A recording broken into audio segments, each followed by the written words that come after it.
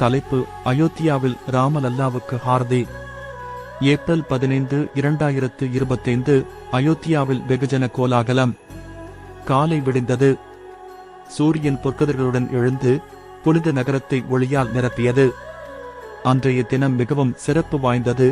புதிய ராமர் கோவிலில் ராமலல்லாவுக்கு நடந்த முதற்குலந்தெய்வ ஹாரதி.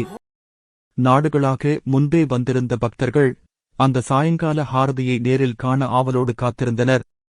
கோவிலின் உள்பகுதியில் பூஜாரிகள் பரிசுத்தமான ஆசாரங்களுடன் ஹாரதிக்கு தயாராகினார்கள்.